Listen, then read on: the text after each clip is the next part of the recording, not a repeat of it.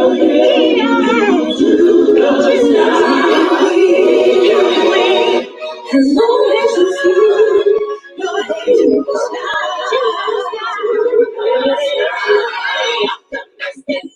the midst of sorrow, you can see how we're looking down.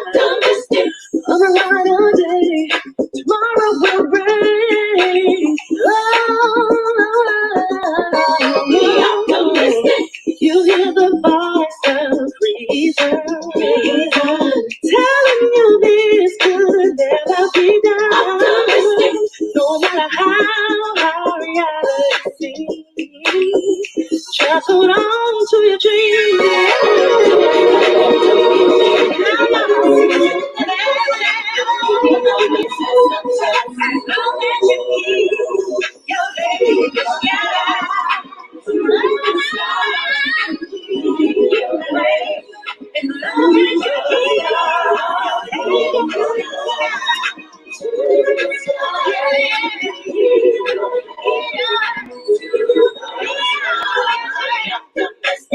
when things around you crumble, no, you don't have to stumble and fall. Keep pushing on and don't you look back. Be optimistic. Good morning, good afternoon, or good evening. Welcome to tonight's show, Life with Shenita. I am Shenita Connolly, and as always, I am honored that you would take the time to join us for this week's conversation. So welcome. I am so excited to have a special guest that's going to be doing a presentation on this important topic of sexual assault. Specifically tonight, we're going to talk about it from a children and teen perspective. And so before we jump into that, I just want to remind you to like and share the broadcast. We are going to do things a little bit differently moving forward from tonight, moving forward in terms of prizes. We're going to do some challenges per show. So I am going to suggest that you get your paper and your pencils out because you will need to take notes if your memory is not as sharp as it used to be. And we welcome questions. So we hope that you will park your questions in the chat. So to all of you, thank you for joining the chat. Good evening to you. Thank you for listening in. And I hope that tonight's show will be a blessing to you and to anyone that sees this show, not only tonight, but in weeks and months and years to come. Life with Shenita has a goal to help others to live a vibrant life beyond the challenges that each of us face. And so, as always, I'm going to encourage you to continue to make a decision beyond your challenges to be optimistic about your life. And I want to encourage you to get your house in order. This broadcast started with the mini series, Is Your House in Order? Asking everyone the question, is your house in order? And if it's not in order, to take the time to get your affairs in order. And that's just a directive. If you haven't taken the time to do that, make sure that you have checked out your personal affairs, taking a moment, especially our parents and married couples. Make sure that you have your I's dotted and your T's crossed as it relates to your wills, your power of attorney, adequate life insurance, advanced medical directive, all of those things that we've talked about for weeks. Have those things in order. I know we don't like to talk about death, but it's inevitable and we must prepare for it just like we prepare for anything else. So with that being said, I am going to introduce this powerful young lady who is destined to change lives and educate so many people in hopes to prevent sexual assault on any level. Her name is Andrea Hughley, and she is with the Southern Crescent Sexual Assault and Child Advocacy Center here in Georgia. I met Andrea many, many years ago when I worked for the Clayton County Extension, which is a part of the University of Georgia, as a parent educator. And so, because I am passionate about education, every opportunity I get, I am going to bring education to us. And so, with that being said, tonight we're going to talk about dispelling the myths about sexual assault. We're going to talk about the dangers of sexual assault and date rape. We're going to talk about how to prevent it. And we're also going to talk about how to get help. Because at the end of the day, we can talk about all of this, but how do we get help in the midst of the storm? Or how do we get help when we need that help? And then we're going to talk about the services that the agency provides as well. So please, please, please like and share the broadcast, because this is a topic that a lot of people don't like to talk about. This is another one. And we know that, assault happens often, and we want to make sure that we are equipped and we are prepared for the inevitable. And I have listed the Southern Crescent Sexual Assault Center's information at the bottom of the screen, so that if you have any questions beyond this broadcast, you have their website, you have their telephone number, you have Andrea's name, so that you can bring her into your church, into your nonprofit, so that she can educate wherever the opportunity is available. So without further ado, I am going to bring Miss Andrea Hughley in. And please remember to like and share this broadcast.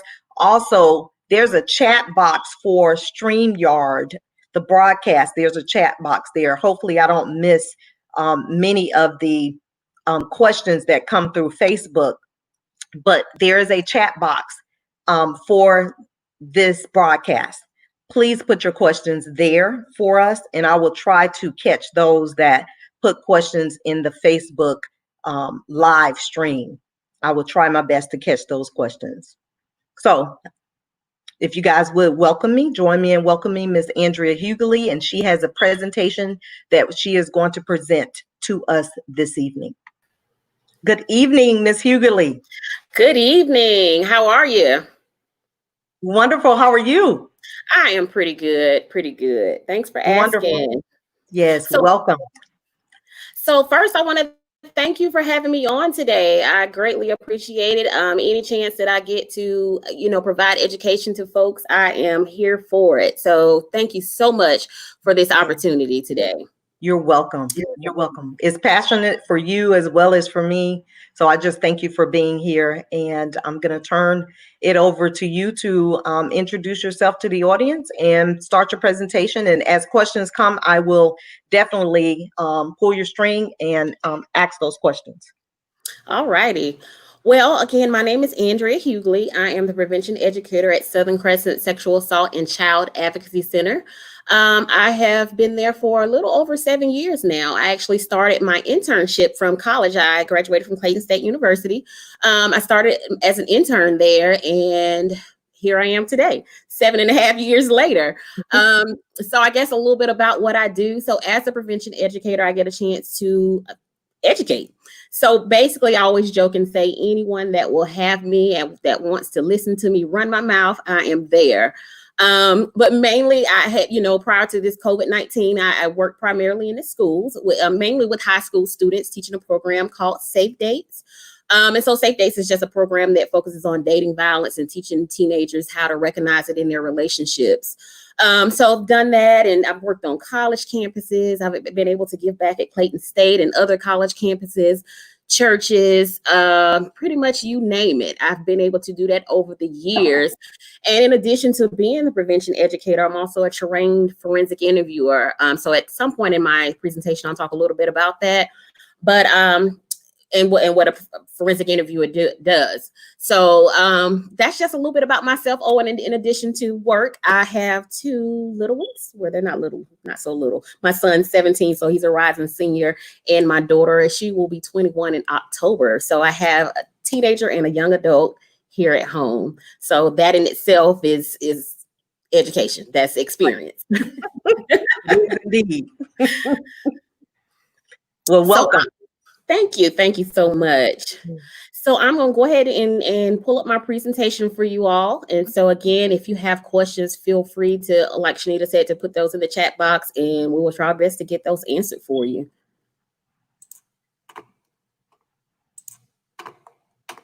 And don't forget, guys, to get pen and paper out, because we are going to have challenge. Our drawing will be based on the discussion tonight. So. All right. So I guess let's go ahead and get started. So I also wanted to mention that I know you can see on the screen that Southern Crescent Sexual Assault and Child Advocacy Center, as well as the Bright House. The Bright House is our location in Milledgeville, and I'll talk a little bit more about that. So, but we offer the same services at that particular location. It just operates under a different name. All right, so tonight we're going to talk about quite a few things as it relates to sexual assault. So we're going to learn more about the dangers of sexual assault as well as date rape. And we're going to dispel some of those myths about sexual assault that everyone has. We're going to talk about steps that you can, what steps that you all can take to help prevent it. And as well as how to get help if someone you know becomes a victim. And lastly, we'll talk a little bit about our center and what services we provide, as well as how you can access those services. So first and foremost, so I kind of want you folks just think about these and think about the thoughts that you have as it relates to sexual assault. And so I kind of want to know if you agree or disagree. And again, you can just jot these down, and we'll definitely cover these somewhere throughout the presentation, but just think about these things. So women who dress provocatively, get drunk, are flirtatious, or go out alone are asking to be raped, just like someone who leaves their house unlocked is asking to be robbed. So what do y'all think about that? So do y'all agree or disagree? I would love to hear some of the responses in the chat room. So Yes. please jot your answers. Absolutely. And so this is one of those topics that we oftentimes hear, oh, well, if someone hadn't been dressed a certain way, well, that wouldn't have happened. So we hear that all the time. So I want to know if you guys agree or disagree. So we have one person said they disagree so far. All right. Another one, disagree. Okay.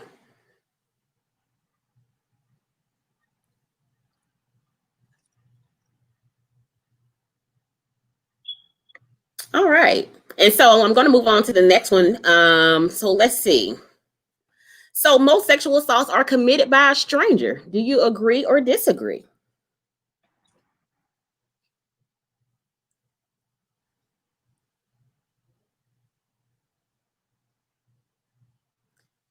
I know a lot of folks are probably like, I don't really know the answer to that one. That's a good one. Definitely. And so, guys, I'm going to answer all of these questions throughout the presentation. So don't be alarmed. Several have said they disagree. Okay.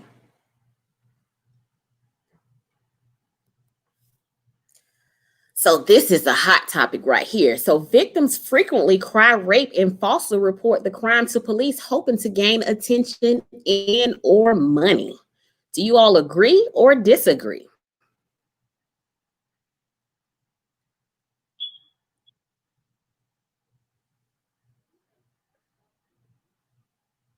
I'm itching, and I'll be honest, I'm itching to give the answer, but I'm going to wait because I think that this is a question that is often asked. I get asked this question all the time when I'm out teaching. And I'm sorry, go ahead. No, you go ahead. I'm sorry. Someone said, can't say most, but yes, more than not.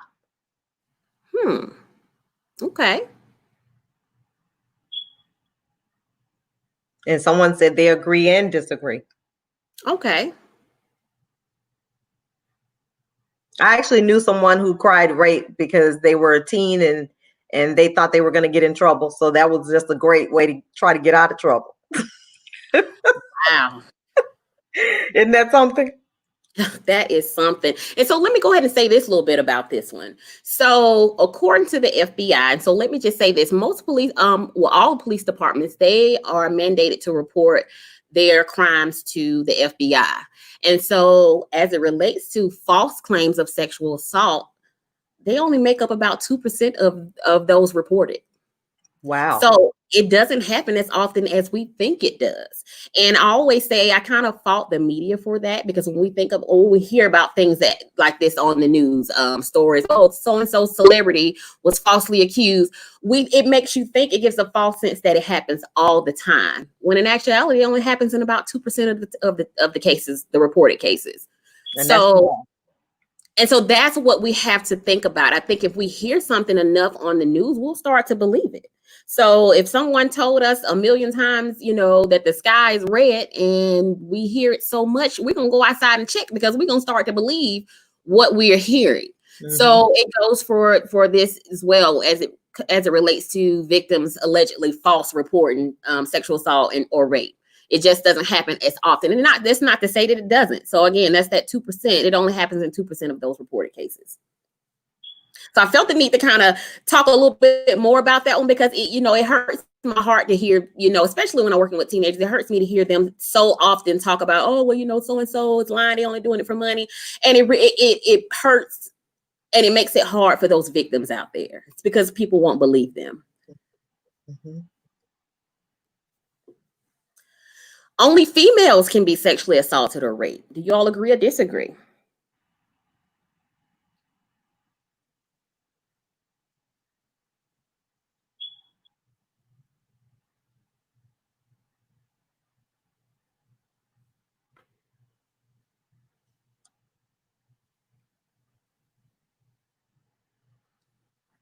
And this is one of those, another misconception, or, I guess you can look at it somewhat as a myth that, people only think it can only happen to females. And I'm going to give you the answer to it. It can happen to both females and males. I know we've heard, again, stories in the news and in, different things about it happening to males as well. So it definitely can happen to both. You got great responses on that one. Someone said men are ashamed to report theirs. You're absolutely right. And so in a little bit, we're going to look at the statistics as it relates to men and women, and we're going to see how the numbers just look totally different. So this next one, if the victim is not a virgin or has had prior consensual sex with the perpetrator, then it couldn't be rape if they are forced to have sex. Mm. You all agree or disagree with that one?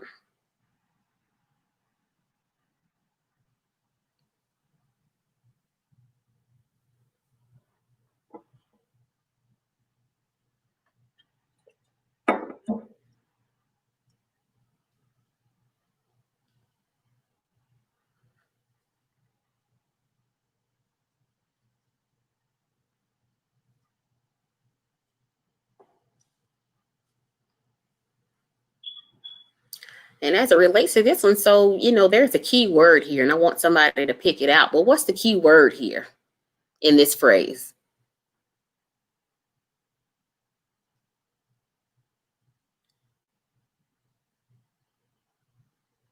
Someone said, repeat that question.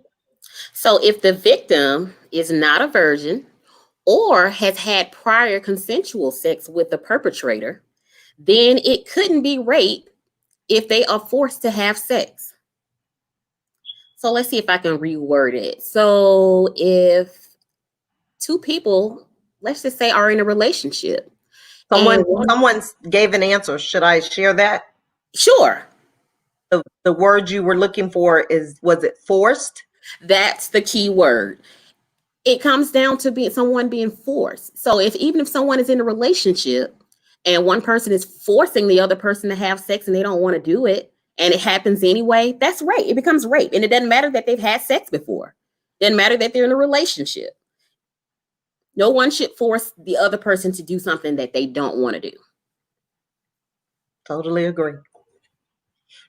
So good job, whoever answered that. Mm-hmm. One of my high school classmates.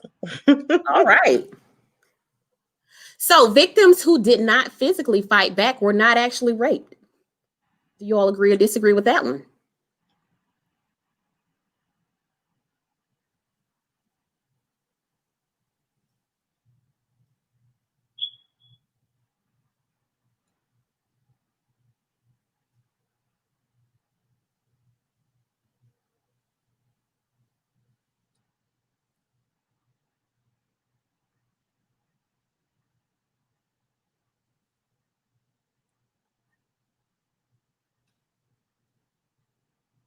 Disagree.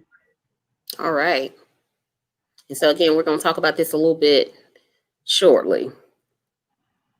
If a guy pays to take a girl out on an expensive date, then it's only fair that sex is expected.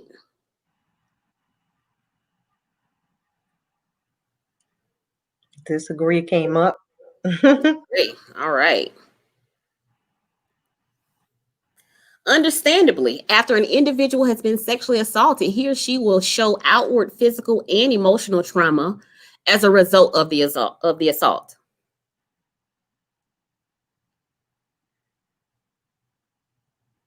Someone said disagree. Nope. Disagree. Someone said nope. So you're absolutely right. There's no right or wrong way to be a victim. So I just want to put that out there. I think a lot of times people think, oh, well, they're not crying, they're not upset, they're not hysterical, so it didn't happen. There's no right or wrong way to be a victim. All right. So good job on answering those. But let's go ahead and jump into the conversation today. So what is sexual assault? So it's a sexual act in which a person is coerced or physically forced to engage against their will. So it doesn't always have to be the physical force that we think about. So always, refer back to the things that we see on TV and in the movies. Because a lot of times people, judge different situations based on something that they might have seen, maybe say on TV. There are dozens of shows out there, all these crime shows. And so people think that it's how they see it. So it's not always about physical force. If someone is coerced into having sex, it's sexual assault. And so sexual assault is a crime that's motivated by a need to control, humiliate, and harm. So it's not about sex. Oftentimes people will say things like, oh, well, so-and-so wouldn't do that. They don't have to. They're a good looking person, so they don't have to go out and force somebody. They can have sex with anybody that they want to have sex with. And it's not about that. It's about that need to want to control or humiliate and harm that person. And so at the end of the day, it's about power and control. So forced or coerced sexual contact without consent at any point, no matter what the circumstances, is sexual assault. So obviously that's a form of sexual violence. And so this can include rape, so such as forced vaginal and anal or oral penetration. And it can be drug or alcohol facilitated. And so I'm going to talk a little bit about that later. But sexual assault, and we refer to it, it's kind of like, if you think of it as an umbrella word, it kind of covers a lot of different things. So sexual assault covers rape, it covers groping, child sexual abuse, it covers something that some may say as simple as touching somebody on their behind without permission. That falls up under sexual assault. So even when I go in and talk to young people and I tell them like, hey, yeah, you're running down the hallway and you decide it's okay to go and touch a young lady on her behind without her permission, you just sexually assaulted her.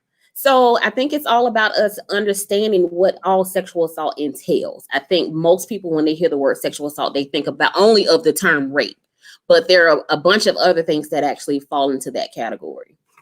And we do know that there is something that contributes to that behavior. Absolutely. We know that there's something else that drives that, whether it's that person was sexually assaulted or raped as a child, or something drives that. Absolutely. Behavior. Yeah. So here's another question. So I talked a little bit about, that sexual assault occurs when a person is not, if they doesn't consent. So can anyone give consent? What do you all think? Can anyone, any and everyone, meaning from a child that's 2 days old all the way up to someone who's 102, can anyone give consent?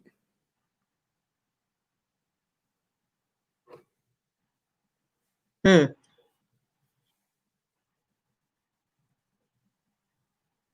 I'm going to allow the audience to um, chime in on that, but I certainly would love to.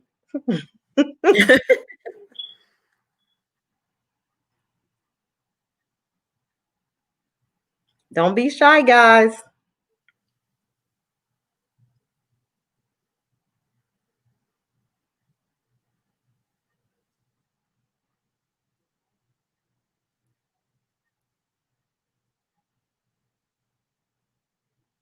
I guess I'll answer it.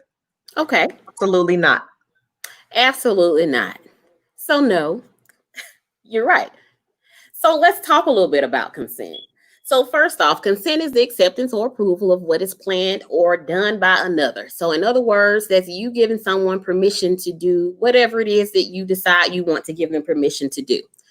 It's to be of the same mind or opinion. So in other words, again, you two people have to agree to participate in whatever event that's going on. So a person cannot legally give consent if they're under the age of 16. So I'm going to talk about that for a second. So in the state of Georgia, the legal age to consent to have sex is 16 years old. So this is what I often tell the teenagers. So when we talk about this in class, they're like, "Oh my God, so Miss Hughley, you mean to tell me that if I'm 16, I can just have sex and do it, or whatever?" And I say, "Well, no." The answer to that is no, because I always tell them and give them a whole spiel about why they should wait. But 16-year-olds date, 14-year-olds date, 12-year-olds date. Yes. And even though as parents, we're saying, okay, they're too young to even be thinking about that type of thing. But when they're at school or they're away from you and they're, liking some other boy or girl, they date, or as they call it, they go out. And so in some of these situations, they have sex. And so there's this term called statutory rape, which occurs when someone is 16 or older, has a sexual relationship or has sex with someone who's under the age of 16. Now, let's say we got a 14-year-old freshman in high school and we got a 16-year-old is typically a junior, I guess. So they're dating and they decide that they want to have sex. That 16-year-old can be brought up on charges of statutory rape simply because the person who's under 16 cannot legally consent to have sex. And so this is usually a huge issue when it comes with parents because they're thinking, okay, no, it's especially, and this is just going from what I've seen, especially when the younger person is the female and the older person is the male. And so now they're upset and now they wanted to go and, call the police and all of that. And again, they can be prosecuted, for statutory rape. So yes, a person cannot consent if they're under the age of 16. And So we did also, have I'm sorry, we did have a few people say they thought it was 17 and up, and some said 18 to adult. So I think a few were a little confused about the question, but I think they're following you now. okay. And so, and I want to add this point too. So the age of consent in Georgia is 16. However, it varies in different states. Now, about 90% of the 50 states in the United States recognize 16 as the age of consent. However, in some states, it's 17. So, for example, Louisiana, the state of Louisiana is 17. And I can remember a situation where a young lady who was 16 was in that state, had sex with someone who was older in the state of, and was from Georgia, I think was visiting there or something like that. And the young man was brought up on charges. And so she, in her defense, she's like, oh, I thought the age of consent was 16. Well, in Georgia it is. But if you go to another state, you have to understand what the laws are there. And because she was under 17, the young man was brought up on charges of statutory rape. And So, Andrea, I'm glad you mentioned that because, back to educating the parents so that they can educate the children is key. I was a part of Clayton County Juvenile Court with a program that helped children recover from certain assaults. And one of them was this area. And so they don't understand the laws. And so they can't, at a certain age, they can't obey them if they don't understand them. So I think it's important for the parents to really understand what the laws are and teach them, of course, your morals and your values for the home, But in addition to that, you need to make sure that your child or your children understand those laws. Absolutely. There are a lot of laws that directly affect young people that don't affect adults, you know? So then that's what we say statutory. It refers to their status as a minor. So I agree. And so when we're giving our kids that talk about all of those other good things that we talk about in the talk, this is one of the things that should be added. And so again, being a parent of a son, my son is 17, we've had these conversations just to let them know. And so, you know, I get it. And part of me understands because they go to school together. So again, you got a freshman who's 14, you got a junior who's 15 or 16 years old. They go to school together. In some cases, they have classes together. So it's only natural that they're going to start liking each other and want to go out, as they call it. But it's important that we teach our young folks, hey, if you're 16 and you're dating someone that's under the age of, that's younger than you, and it's a sexual relationship, it can turn into something that you didn't bargain for. So it's important that we do have those conversations with our young people. And I want to add also that I think it's equally as important to talk about healthy relationships that are non-physical and non-sexual.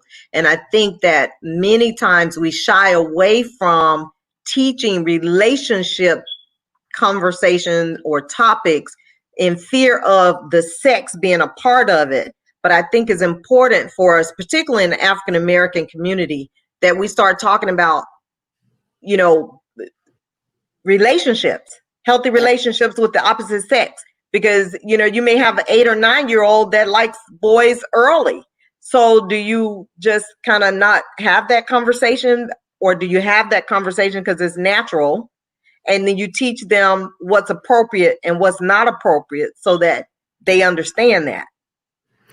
And so I agree 100%. It's one of those things where we definitely have to have conversations. We can't just sweep it under the rug or say, oh, well, I'm going to wait till you older to have that conversation. Clearly, if they're at 8 or 9 and they're saying, I like such and such, that's time for you to have a conversation, not sweep it under the rug and say, we'll talk about it later, because later may be too late to have those conversations. Right. So yes, I definitely recommend starting having conversation as early as possible. I mean, you can even talk to 2-year-olds about consent, believe it or not. So yes, these conversations should be had as early as possible and not waiting until they're teenagers to have those conversations.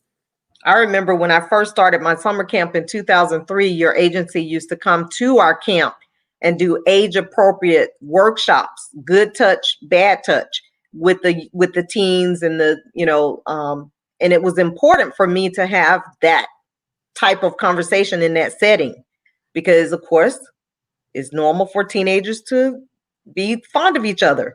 And so it was important for me, let's talk about that. What's a good touch? What's a bad touch? What's appropriate? What's not appropriate? Just in case they weren't hearing it at home.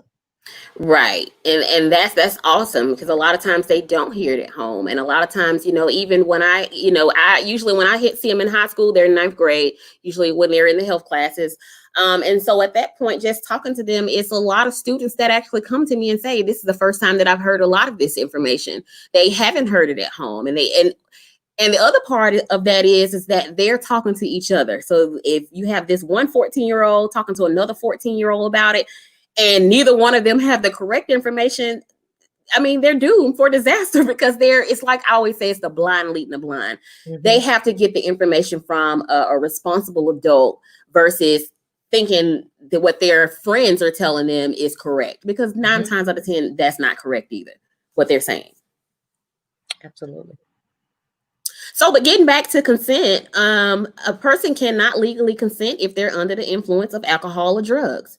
So I know we hear a lot of times about like date rape, drugs, and I think we're going to talk about that in a second. But if someone is under the influence of alcohol, they cannot legally give consent.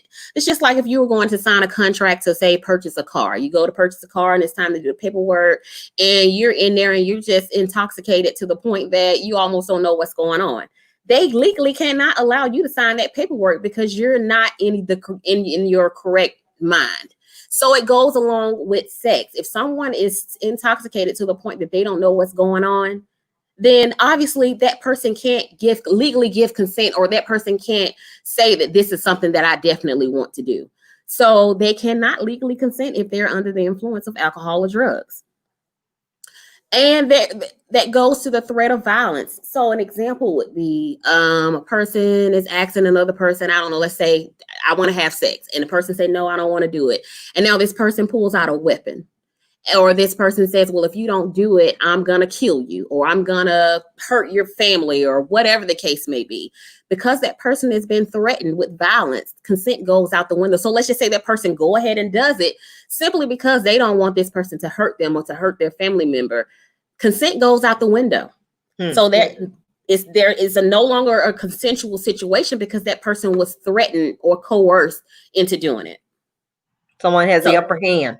Absolutely. So consent is a process which must be asked for every step of the way. So just because someone is okay with one thing doesn't mean that they're okay with other things. So, and I know, we're adults here on today, but I know it kind of sounds cheesy, but you have to get consent for each and every process. I might be okay with giving you a hug, but I'm not okay with you hugging me and squeezing my behind, for example. So I gave consent for that hug, but I didn't give consent for you to squeeze my behind. And so that turns into something else. So consent has to be given for each and every step or each and every situation. And it can't be implied and it can't be assumed. So you can't assume that just because you're in a relationship with someone that you have consent all the time. And that comes to marriages or relationships as well. So just because you're in a marriage with someone or you're in a committed relationship with someone doesn't mean that you should give consent each and every time, or that it's implied or it's assumed. You still have to give consent. I mean, again, there are different ways to do that, but you can't just assume that because y'all are in a relationship that you automatically have consent. And so I talked about if a person is intoxicated, but if a person is unconscious, they can't legally give consent. And I know it's like, and I kind of smirk just a little bit, and it's crazy that we even have to have that conversation to say if someone is unconscious, that doesn't mean that you're entitled to do whatever to that person's body. But honestly, we have to say that because there was a young man, I can think in the news maybe a couple of years ago, that sexually assaulted someone who was passed out. So we, again, have to have these conversations. And so the absence of a no doesn't mean yes. Unsure also means no. And so when it comes to consent, it's important that we talk to our young folks, specifically, and I'm going to say our young men, because we talk to our young girls a lot. We tell them all kinds of things and all kinds of ways to avoid, being sexually assaulted and things like that. But we don't talk as much to our young men. So when we're having that talk with our young men about sex and about, other things that go along with that, we should have those conversations about consent as well. And so teaching them that no means no and only yes means yes. And teaching them that if she says that I don't know if I want to do it or I'm unsure that I want to do it, that means no as well. That doesn't mean that, let me find another way to talk her into it. Let me get creative in how I'm asking so I can ask in a different way so that she says yes. Unsure means no. And so we have to teach our young men this.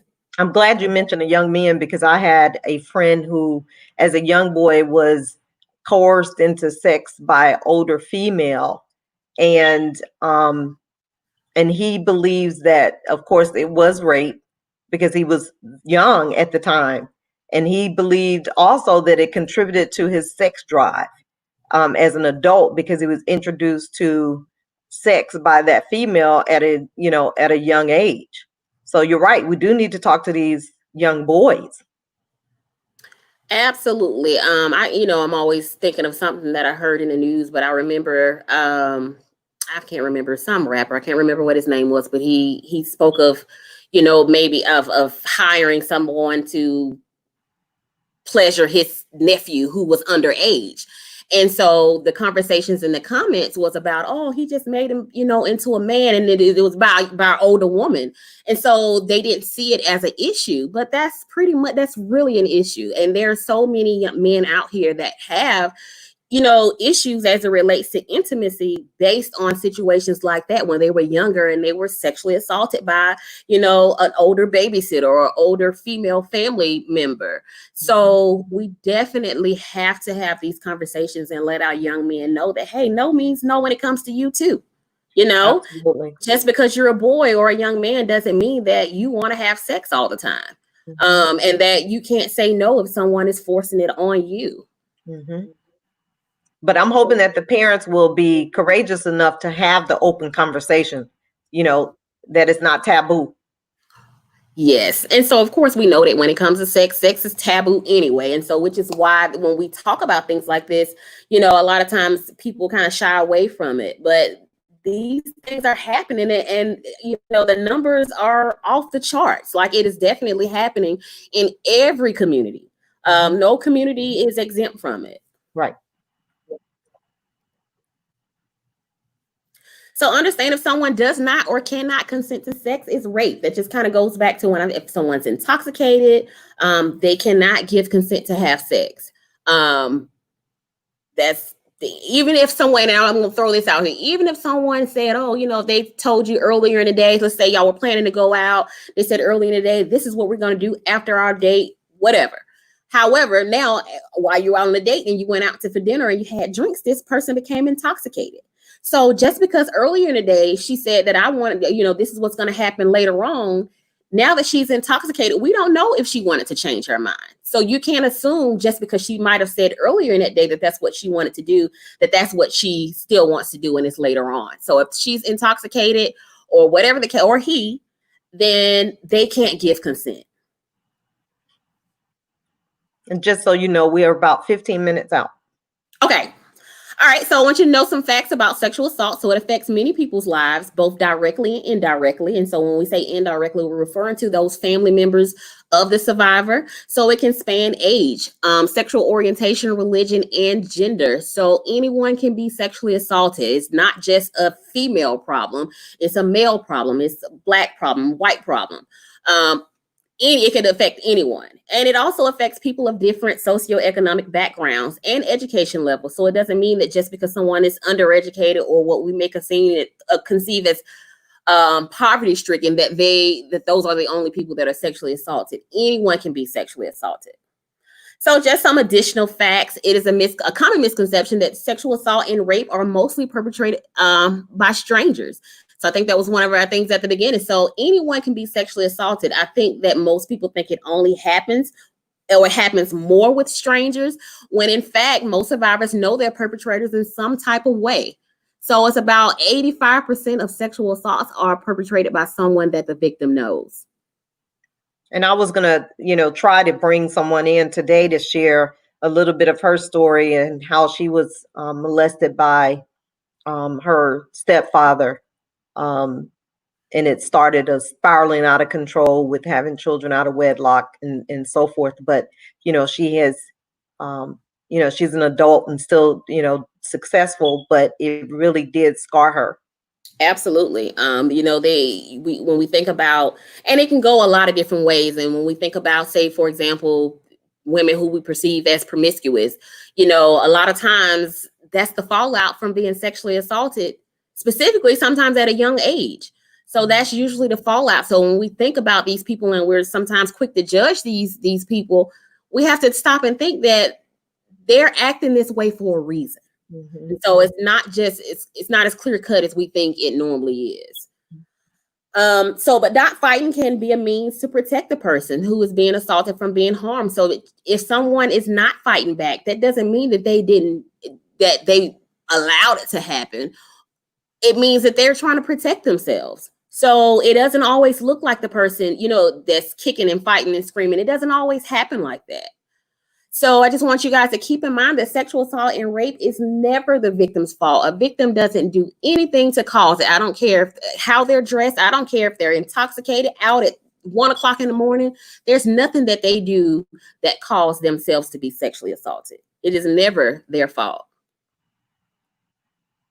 And so just some basic statistics on sexual violence: about 1 in 4 girls will be sexually abused before the age of 18. 1 in 4 women will be sexually assaulted at some point in their lifetime. And as it relates to boys, it's 1 in 6. So 1 in 6 boys will be sexually abused before the age of 18. And so now let's take a look at this number. I think I alluded to this earlier when we were talking about the numbers as it relates to women versus men. So we got 1 in 4 women, but 1 in 33 men will be sexually assaulted in his lifetime. So that's because guys are not going to report at the same rate as women. So they're not going to go down to the police station and say, hey, I was sexually, specifically an adult male. They're not going to go to and say I was sexually assaulted by my wife. And why? Because they feel like someone is going to first laugh them out of the police station. But for those reasons, they don't report. So that's why those numbers look that way. Even as it relates to young boys, 1 in 6 boys. So yeah, this is why those numbers look drastically different, because guys they're just not going to go and report it. So just a couple more statistics. Over 1/3 of women in the United States will be sexually abused or assaulted at some point in their lifetimes. Nearly 1 in 10 women will be raped by an intimate or dating partner in their lifetime. 65% of these attacks go unreported. Sexual assault is the most underreported crime there is out there, and for various reasons that we'll talk about shortly. But young women between the ages of 14 and 19 are most vulnerable to rape. And, when we say 19, of course, I want you guys to think about those college students too. So I know we're talking about our kids and our teens, but don't forget about those college students. Don't forget about those. They're still teenagers that you have going off to school in another month or so, because they're more likely to be sexually assaulted on a college campus than they are at home. So here's some reasons why people don't report. And so I'm not going to go through all of those, but mainly because they fear that no one will believe them. Sometimes they don't even see it as sexual assault. So for example, if you have someone who's in a relationship and whether they're married or dating, they don't, and they say no, and the other person go ahead and forces them to do it anyway, they don't see it as sexual assault. They just kind of see it as this person doing whatever without necessarily their permission, but they don't see it as a crime. And so they don't report it. And oftentimes they fear that no one will understand or that they'll blame them for it. And so, of course, there are other reasons why people don't report, but these are probably the most popular reasons why people do not report sexual assault. So date rape, we know that date rape is basically when forced sex occurs between two people who are already in a relationship or an acquaintance. So we talk about date rape and acquaintance rape. We kind of use those interchangeably. So an acquaintance is someone that you know in some type of way, whether that's a friend of a friend or a neighbor. Somehow you know that person. And so again, most rapists are not strangers. And so those stranger rapes do occur. We're not saying that. However, a person is more likely to be sexually assaulted or raped by someone that they know versus someone who's a perfect stranger to them. So here's some things that we can do to reduce the risk of date rape. So we say date carefully. So take the time and get to know the person. And of course, none of these are 100% foolproof, but we want to make sure that we're getting to know the people that we're with, avoiding secluded places. So it's more likely that a sexual assault will occur, like say in a movie theater versus if you're out at a restaurant where there are dozens of people around. But follow your instincts. If something about that person is to give you the heebie-jeebies, as I would say, listen to that. If they're too touchy-feely and getting too close and personal and you're not okay with that at that point, it's okay to let that person know, hey, that I'm not with this, or I need you to stop, or I need you to back off, or just leave. But I also need folks to stay sober and aware. So don't go drinking when you're out on a date, or if you do drink, for the adults that's over 21, making sure that you're not getting drunk and intoxicated. If you're going to have a glass of wine, that's one thing. But if you're having several drinks and you're out with someone that you're in a relationship with or don't know as well, you want to make sure that you're not doing that. But also know what you want and know what you don't want. But that goes to our guys too, listening to your dating partner. So if your dating partner is telling you that they're not okay with what's going on, stopping any advances, when they say to stop, that will end it right there. But go out in groups as well. So try to maybe group date or double date for a few dates until you can really get to know that person. And so this is just a little bit about drugs and alcohol. I really won't go through this, but alcohol is the most commonly used date rape drug. So we see alcohol. No, there are all different types of date rape drugs, but alcohol is the most common one because it's the easiest to get your hands on. It's easy for you to go to the store and buy, some beer or whatever the case may be, versus knowing where to get GHB and ketamine and Rohypnol. Rohypnol is the technical name for roofie. So I know you've probably heard that that name in the news before, but there are lots out there, and you don't necessarily know that something is in your drink. So most of these drugs are designed so that you can't see them or taste them. So they can kind of cause victims to be unaware of what's going on. So just being mindful of that, and again, adding these types of conversations to your talk with your teenagers. So just a little bit more about alcohol and how it's involved in over 90% of all rapes on college campuses. So I know most of you can think back to your college days and you knew that there was always a party going on. There was always alcohol. So just letting your young people know that, hey, this is what's going to happen. And so to try to stay clear of those parties and drinking punch and different things like that you didn't see being made.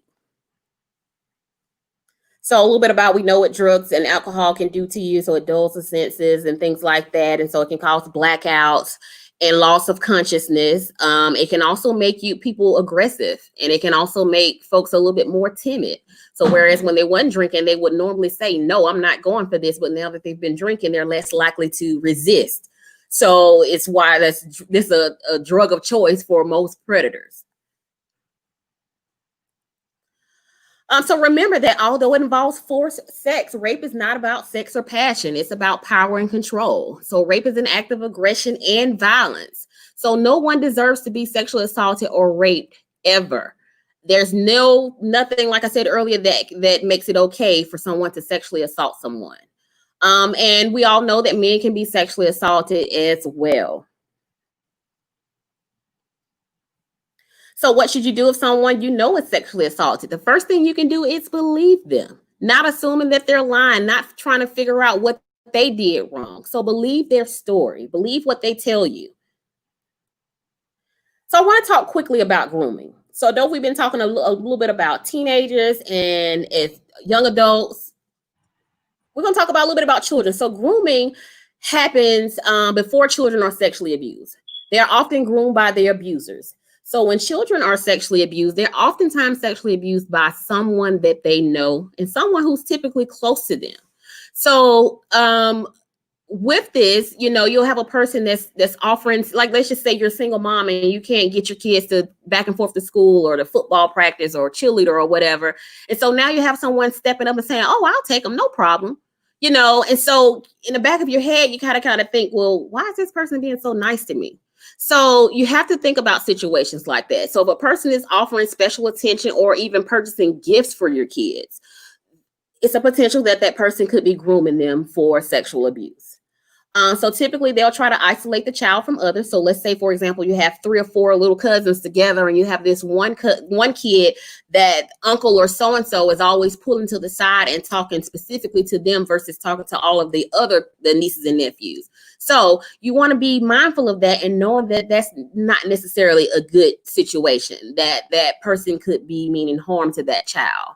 So I talked a little bit about them filling needs or roles within the family. So helping to, pick up and take and feed and buy things and different things.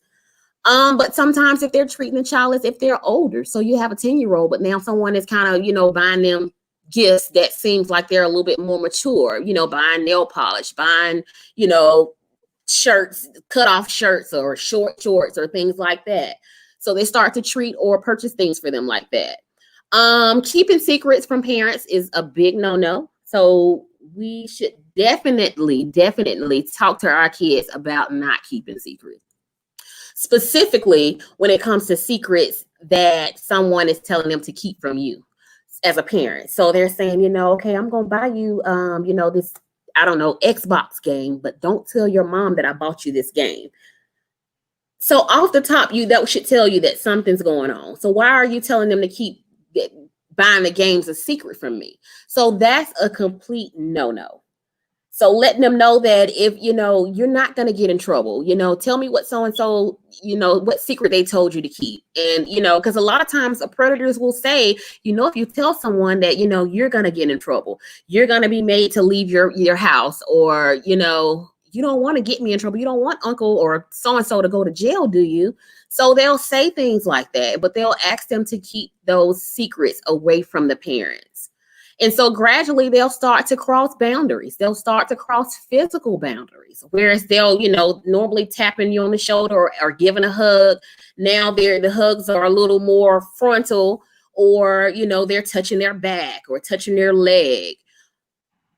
They will start to cross these boundaries. So it's important that you have these conversations with your children, like Shenita talked about, like the good touch, bad touch, or what we talk about, like personal body safety. Letting them know that if anybody tries to touch your body parts, if anybody tries to see your body parts or ask you to look at their body parts or take pictures of your body parts, that's something that you should go and tell your parent right away. That's not something that you should keep a secret. 5 minutes. So what you should do if someone is raped, or sexually assaulted, get yourself to a safe place. Resist the urge to take a bath or a shower. Get medical attention immediately. Report it to the police if you want to, as it relates to an adult. But get counseling as soon as possible. So I'll go. Let's see here, because I want to get you all the good information. So make sure you're safe. Get medical attention if needed. Contact your local sexual assault center. Support the survivors. So listen without judgment. Let them know that you believe them and that you're there to support them, and validate their feelings of fear and anger. Don't say, you just need to get over it, but validate what they're saying and sit there and listen to them. So just some of the impacts of sexual abuse, for physical and psychological. I talked a little bit about this earlier, but these are some things that could happen to someone as a result of being sexually assaulted.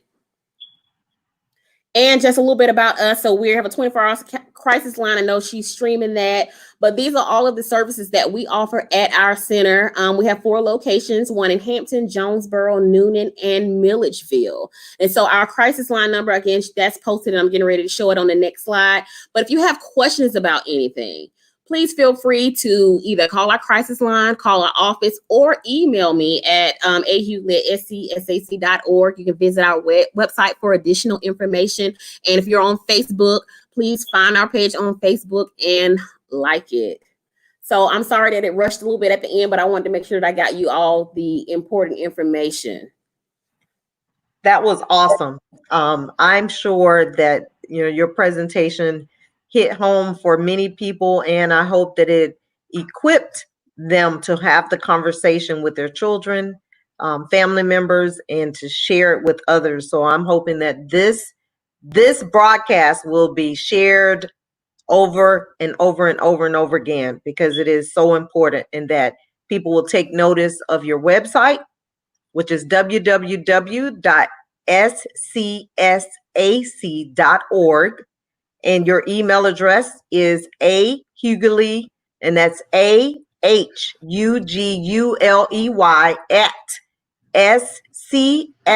@scsac.org. So, Andrea, I thank you for your willingness to come out and share, and all the work that you do to save lives and to help lives who have been victims of sexual assault. I know you probably see all varied ages, and I know it breaks your heart, anytime that it happens. So I thank you for having this conversation with the audience, and some of them have said thank you as well for being here. So hopefully we'll get a chance to do a part 2 at some point, because I know that we can dive a little bit deeper, and I would like to have a victim who's recovered from sexual assault to share their testimony as well. So thank you, and thank you, audience, for being here. Andrea, thank you again, and your agency. Thank you all for being here again this week, and we hope that you will join us again next Thursday. Thank you for joining us tonight, but we hope that you will tune in next Thursday. And the conversation next week will be with a group of powerful Black women who will talk about their professional journey. So I'm really excited about that. I want you guys to also remember that I love you, but God loves you most, and He loves you best. And remember that Life with Shenita started with the goal to help people overcome life challenges and to encourage them to live a vibrant life. Andrea, did you want to say anything before we shut down?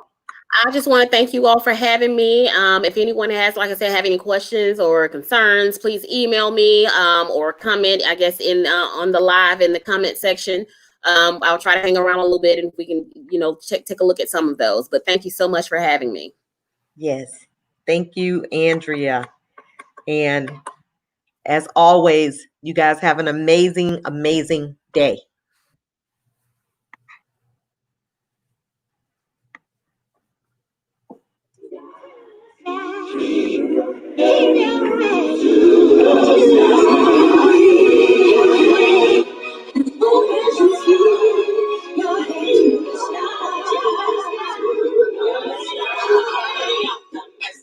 When in the midst of sorrow, you give me hope and looking down. On the light of day, tomorrow will rain. Oh, you hear the voice of reason telling you this could never be done.